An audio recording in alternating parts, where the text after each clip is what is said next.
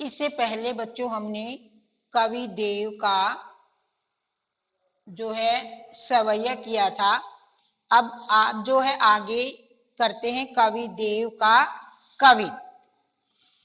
यहाँ पर इसमें जो है कवि ने 2 कवित दे रखे हैं। उसमें से हम जो है पहले कवि देव का जो है पहला कवित करते हैं, जिसमें के कवि ने बसंत को बालक के रूप में चित्रित किया है। जो बसंत ऋतु होती है बच्चों, जिसमें के चारों तरफ का वातावरण बहुत ही सुंदर होता है, हरियाली होती है,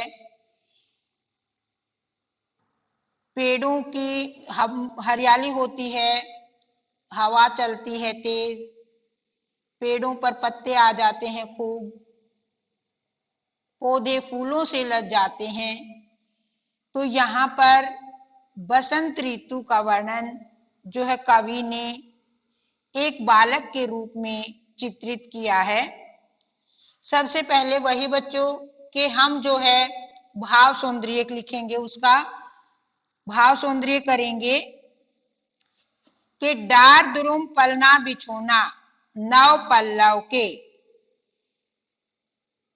सबसे पहले जब भाव सौंदर्य शुरू करते हैं तो हमने वही बताना होता है कि ये जो है कहाँ से लिया गया है और इसमें किस बात का वर्णन किया गया है।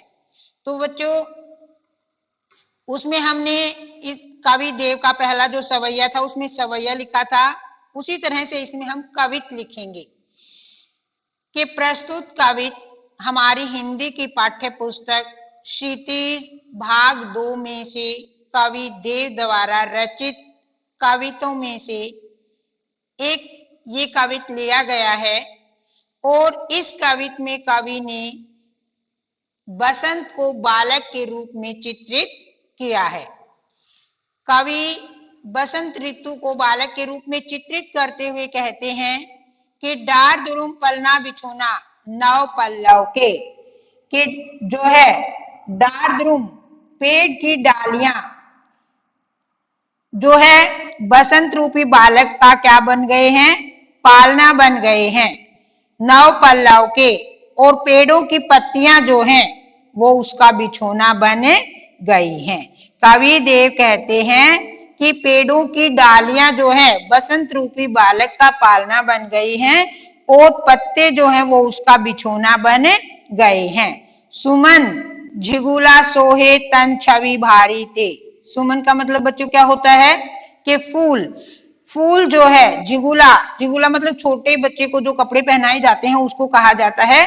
तो बसंत रूपी बालक का जो है कपड़े की जो है क्या है, फूलों के कपड़े हैं, अर्थात बसंत रूपी बालक का शरीर फूलों से ढका हुआ है जो कि बहुत ही सुंदर लग रहा है। पवन झुलावे, बसंत रूपी बालक को पवन जो है उस समय तेज हवा चलती है तो पवन हवा जो है वो उसको झूला झूला रही है। केकी कीर बतरावे देव, कवि देव कहते हैं कि केकी मोर, कीर तोता, मोर और तोता जो है उससे बातें कर रहे हैं। कवि देव कहते हैं कि बसंत रूपी बालक को जो है पेड़ों की डालियां जो है उसका पालना बन गई है और पत्ते उसका बिछोना बन गए हैं।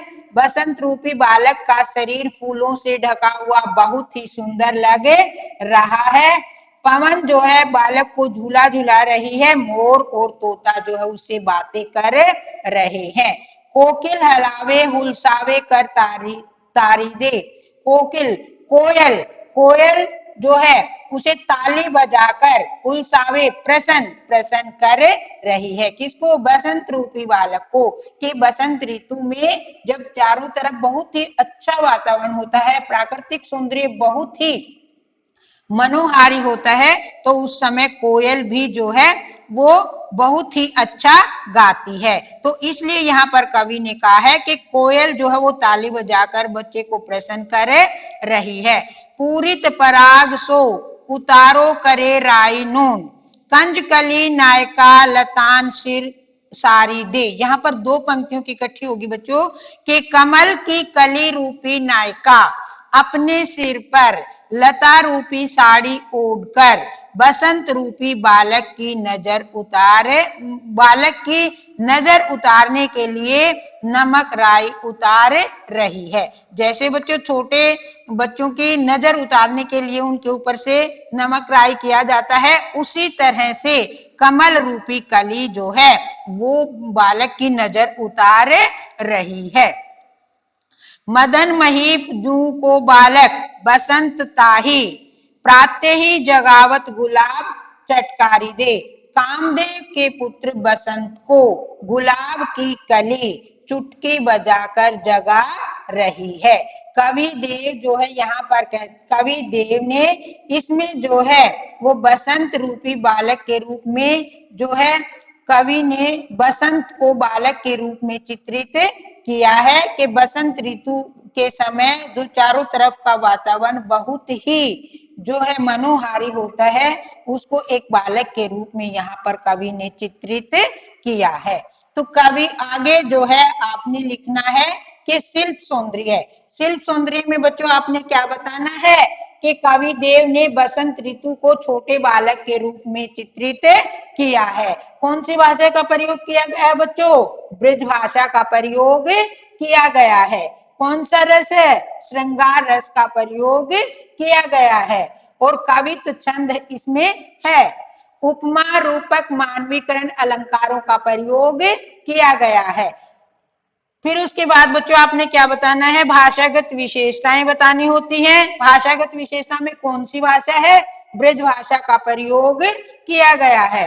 तत्सम तद्भव शब्दों का प्रयोग किया गया है। भाषा माधुर्य गुण संपन्न है। बच्चों ये आपका कवि देव का जो है वो एक कवित्व हो गया है। आगे एक और कवित्व रहता है, उसको आगे करेंगे। आज आप यहाँ तक का अच्छी तरह से कर लेना।